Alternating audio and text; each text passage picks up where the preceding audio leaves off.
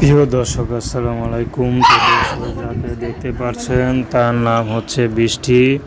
বৃষ্টির বিয়ে হয়েছিল, সুখে শান্তিতে সংসার করতেছিল। হঠাৎ করে তার স্বামী পরকীয়ায় লিপ্ত হয় এবং তাকে ডিভোর্সে দিয়ে দেয়।